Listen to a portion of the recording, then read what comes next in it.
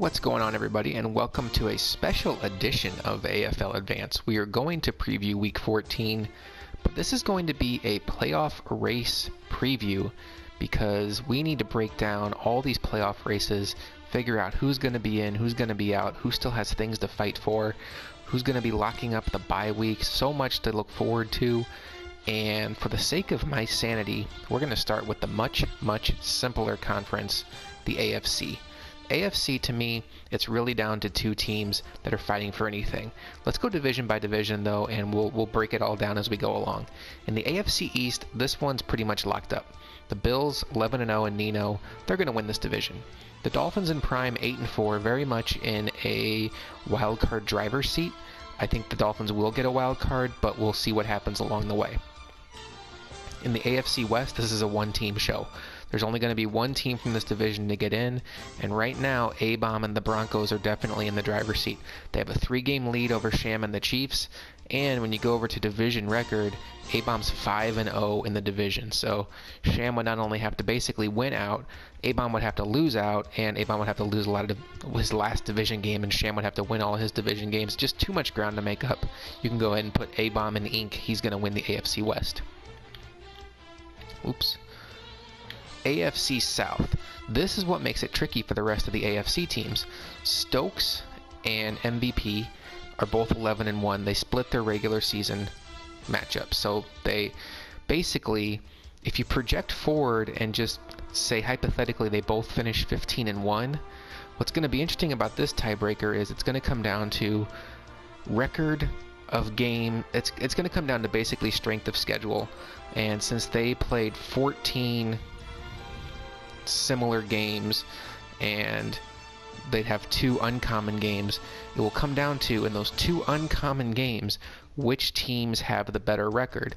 So if you're following me here, whoever wins this division, the other one's going to be the 5th seed. So you got the number 2 seed in the division if Nino wins out, and then you have the number 2 seed in the conference, and you have the number 5 seed in the conference. And that's big because the number 2 seed's going to have a bye. But what it comes down to is where they all played 14 of the same games. E-Dub played Prime's Bills. MVP played Prime's. This is going to be a one-take show tonight, too. So if I start talking about the wrong people, you're just going to have to deal with it. MVP played Prime's Bills. And MVP also played the Raiders in Bo. So right now, the Raiders have 2 wins and 10 losses. But what's going to help MVP is Prime sitting at 8-4. So combined, there's 10 wins. What's going to hurt Stokes is his non-common games are Patriots 2-9, and then Chiefs 6-6. So those are 8 combined wins. So right now, Stokes needs either the Chiefs or the Patriots to keep winning or start winning and have more wins by the end of the season. But basically, Stokes and MVP are going to get in. It's going to come down to a head-scratching tiebreaker, and that's if Madden gets it right. But what makes it tricky for the rest of the conference is there's only 2 wildcard spots available. One's going to either the Texans or the Titans. So what's left is you have the AFC East and Prime's Dolphins, and you have the AFC South and the Texans at 11-1. There's not going to be a team in the North, which we're going to cover in detail in a little bit. And honestly, Sham's too far back to be in the conversation. He's hanging on by a thread, but really, truthfully, it's the AFC South, the Jaguars, and the Dolphins fighting for that last spot. Dolphins have a game advantage on the Jaguars, and then when you look at AFC record, they're 6-2, whereas the Jaguars are 6-4. So, not bad, but if you look at remaining schedule, this is where the Jaguars are really going to be kicking themselves. This is where I think Prime's going to lock it up. The Jaguars, if I could go to the right schedule here, in the killer division with MVP and Stokes, really had to win almost all of their games outside of those 2 teams to have a shot. And what sucks for them is they have an MVP game, a Stokes game, a Danny game, and they also play the Seahawks, who are still on the wild card hunt. So what's really going to haunt the Jaguars when they're home for the holidays, which I'm projecting they will be, this 17-20 loss to the Colts and Magic last week. If they'd won this game, they'd be even with Prime. Anything can happen. Let's see what happens the rest of the way. If you really look at it, though, I think the Jags are going to be underdogs in 3 of the final 4 games, and they have a pick'em game against the Seahawks. Tough for Livingston. Let's take a look at Prime's schedule, though. See what he's facing. So, what's good for Donald is Prime has 2 Nino games left. So let's just go ahead and mark Prime down for 2 losses there. But, and this is just for projection. I'm not saying Prime can't beat Nino, but let's just mark it down. Prime basically is in a position where he needs to, at worst, split Patriots and Chiefs, finish 1-3. If he can win both Patriots and Chiefs games, I think Prime's going to be in. But they both have a tough final 4 games. Patriots now have a new owner in Vane who's going to be out trying to prove himself. He's a good player. And Sham has proven this year when he's beaten guys like E-Dub that he can get you. Now, he might still be hanging on by a thread at this point. And actually, when you look at how tough the Dolphins and the Jaguars' schedule is, let's take a look at the Chiefs. I'm telling you, with Prime playing the Bills twice, and also happen to play Vane, and then with Donald playing Stokes, MVP, and Danny, if Sham can win out, which 2 of the worst teams in AFL are next on his schedule, and then he's going to have to beat Prime because that's the team in front of him, Sham could have something to play for at Week 17 when he plays A-Bomb. So I'm not going to write off the Chiefs like I thought. This is a 3-team race. Right now I would project Prime to win it. I think Sham will hang in the race a little longer than I was thinking, but it's down to 3 teams. And then there's one more division in the AFC we need to talk about, and it's the AFC North. And that division is going to definitely be a 1-team race, and you might actually see a team with a losing record make it into the playoffs. So now it's down to me. It's going to be down to SJR's Bengals and Care Bears Browns. Now, the Browns have lost both head-to-head games against the Bengals, so they need to actually leapfrog the Bengals in the standings to get that done. So they need to make up 2 games along the way. I don't see that happening. What's going to help them this week is they're going to get a forced win over the Packers in a game that people would have projected them to lose, but they play a lot of the same teams down the stretch.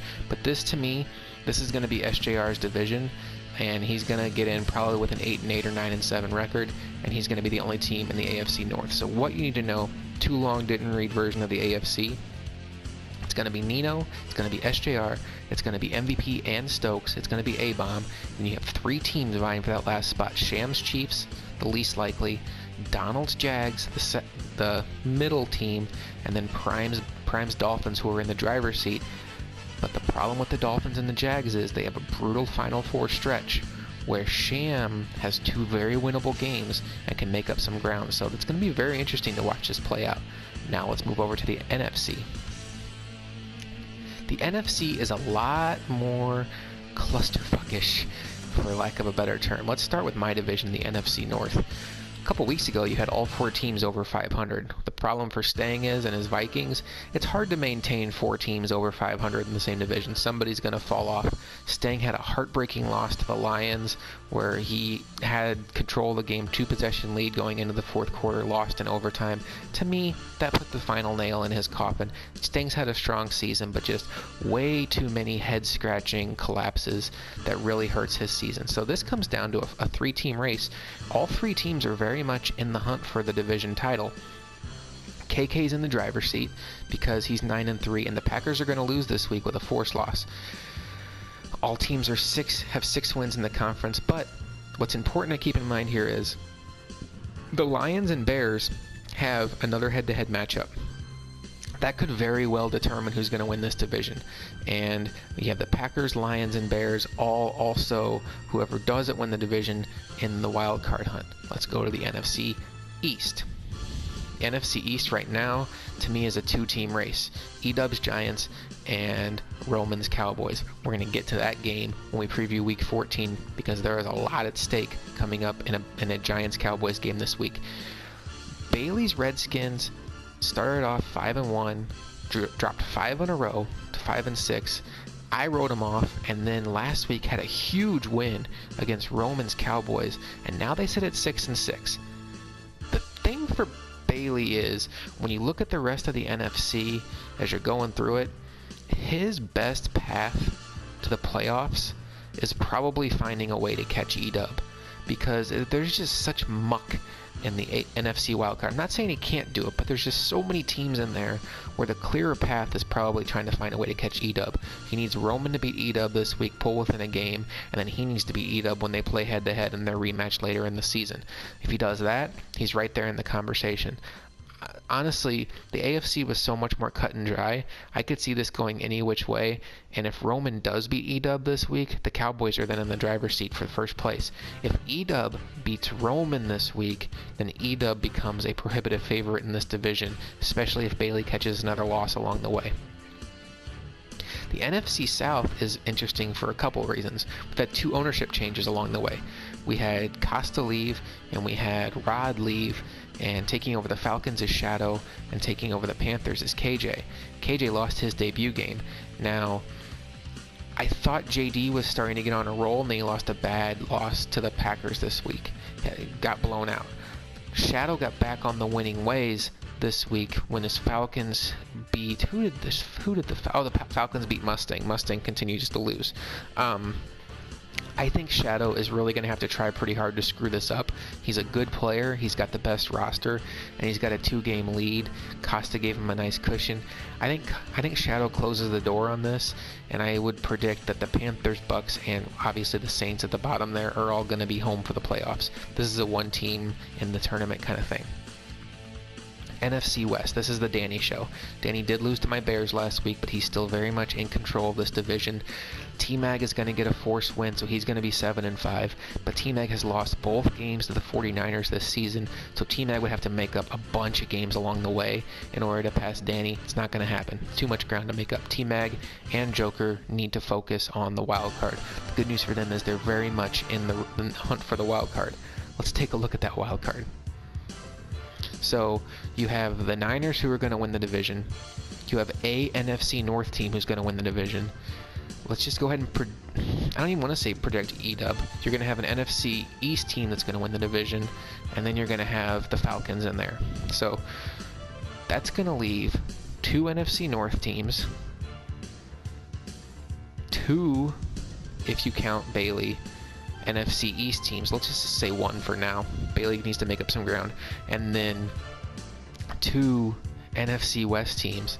So you'll have 2, 3, 5 teams fighting for 2 spots. Basically what the NFC is going to be, it's going to be must-see TV anytime a team from the Falcons up takes the field the rest of the way. So much ground has yet to be covered in the NFC playoff race. Any of these teams can make it in, and it's just going to be fascinating to find out. Now, KJ has yet to take the field this week. If his Panthers can beat the Saints, they'll be 6-6, and they'll have a little better than a hope and a prayer. But they'll only be a game back of Shadow, so that helps. They could still do some damage there. So I don't want to give the division to Shadow just yet. KJ is too good and has too many trophies in the trophy case to just write him off. But the NFC playoff race, especially when it comes down to the wild card, is wide open, and it's going to be super exciting to watch. So now let's take a spin forward and predict some Week 14 games. Let's start off with the Thursday night slate between the NFC South rivals Atlanta Falcons and Shadow against Justin Saints. And there's going to be a lot of people rooting for Justin this week, especially in that NFC South. Justin's out of the playoff race. He's playing for pride at this point, but he can do some favors to his division rivals, especially in Carolina, maybe a little bit in Tampa, but I think JD's a little too far back. KJ's definitely going to be rooting for the Saints this week. I don't think they get it done. Justin's played well. He's had some big wins. He had the big comeback win Week 1. He beat my Bears in the middle of the season, but the story of his season has been inability to close out games, and to me, the Falcons are playing for a playoff spot. If Shadow can play smart, I think he's going to beat him with a better roster.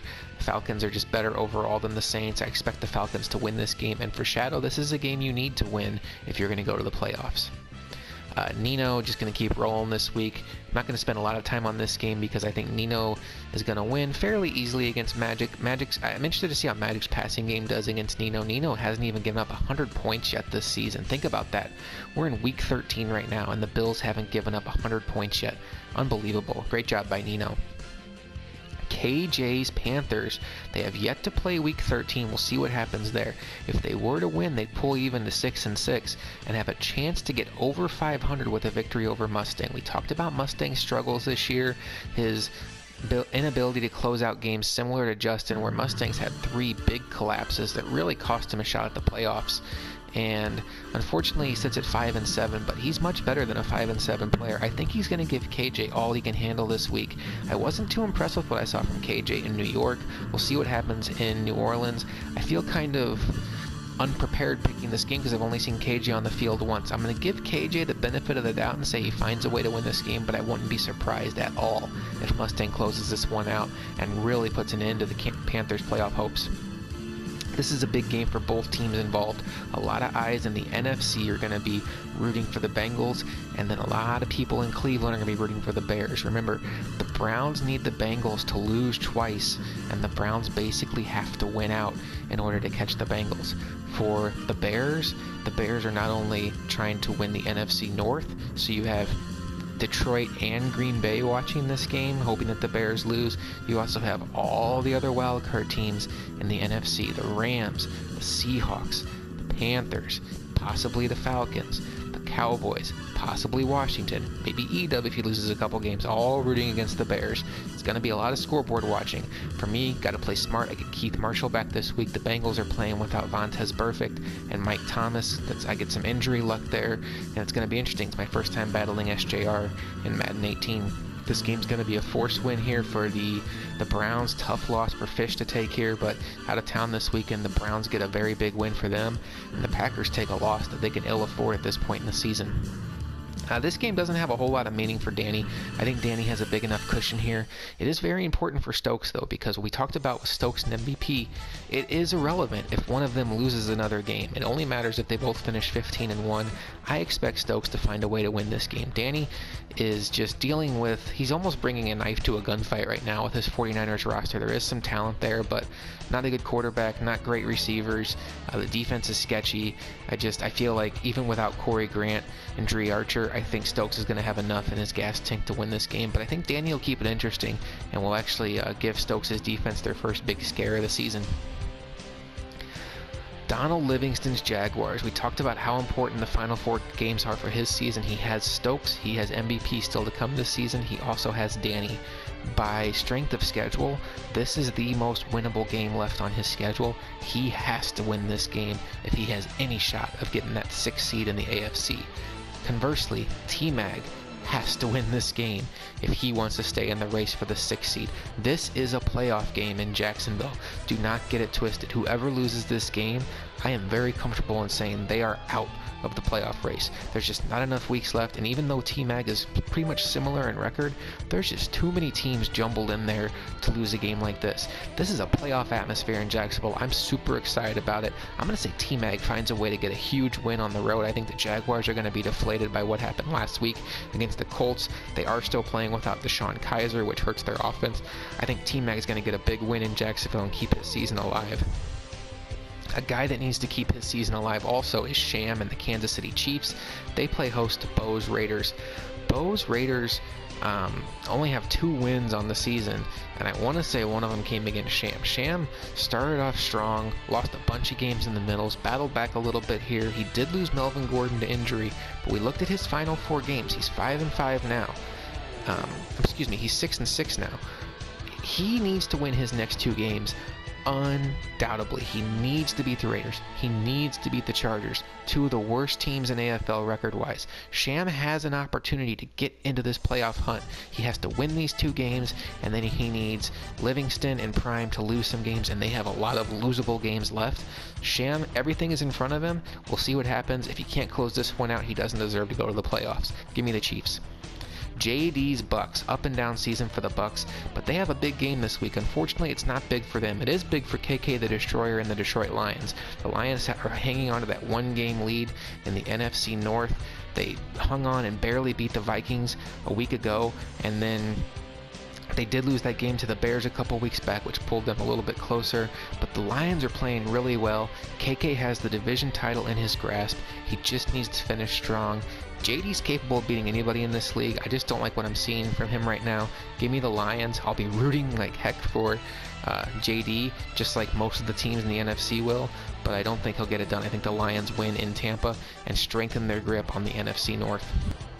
Once upon a time in Madden 16, we had a grudge match between MVP and Reese, where MVP told Reese, I'll let you pick my playbook, and I will ask Madden the entire game, and MVP ended up winning in a blowout fashion. Since that game, these two have not gotten along at all. They got into it on the podcast, the midseason podcast, when they were both on.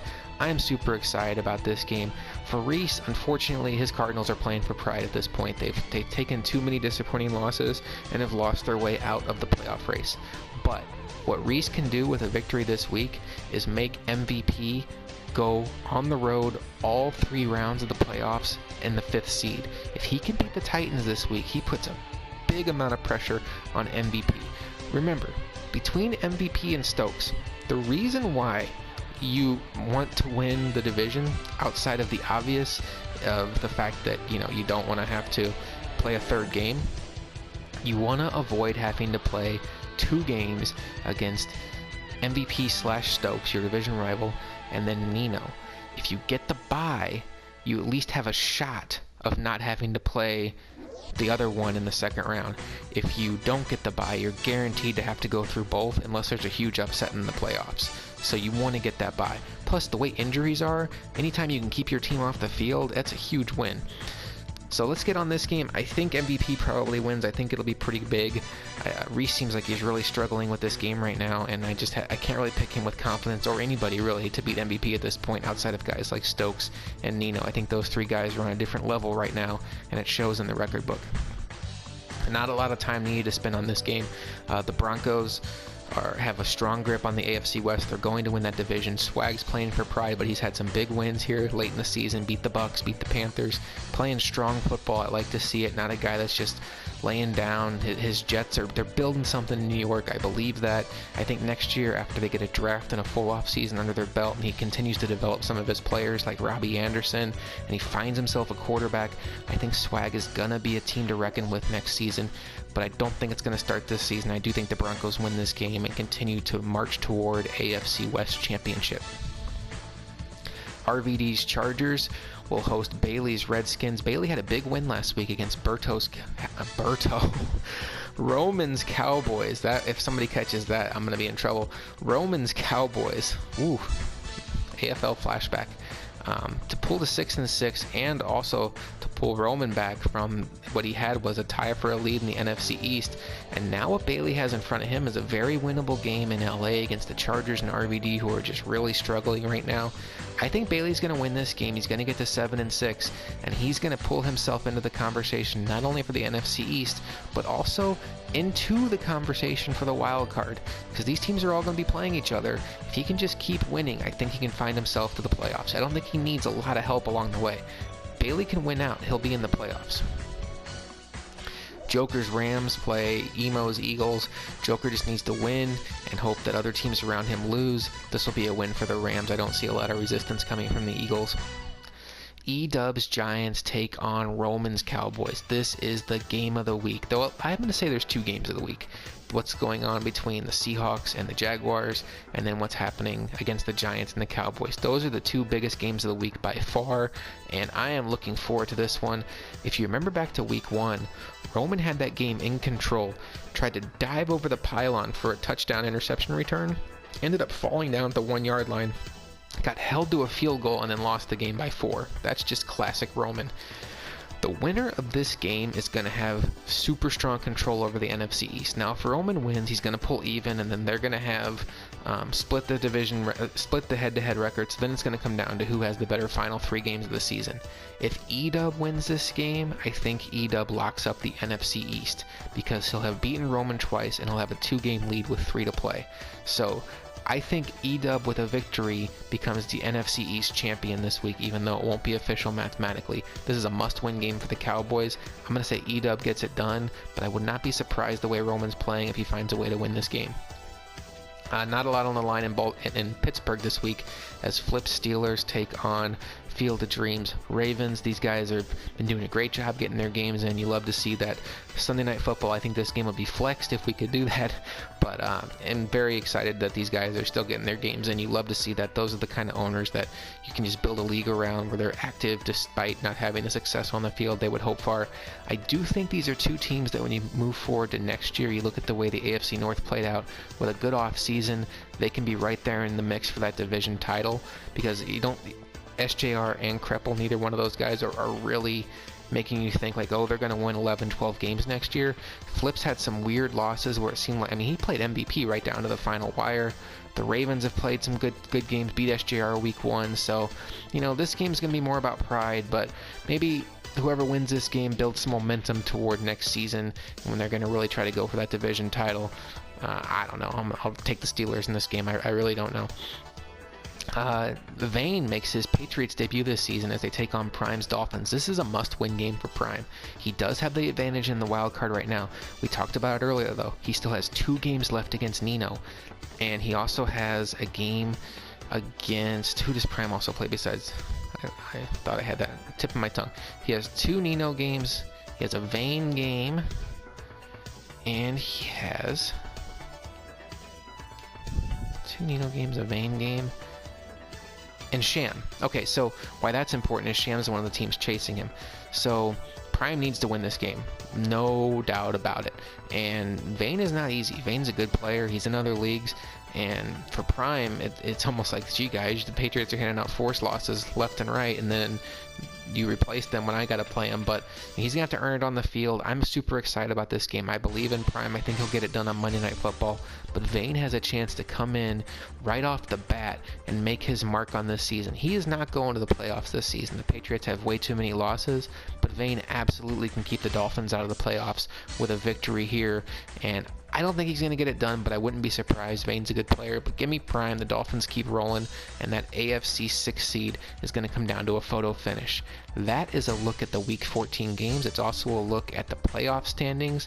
Good luck in Week 14. Good luck in your playoff races, and good luck to everybody as we wrap up Season 1 of AFL Madden 18.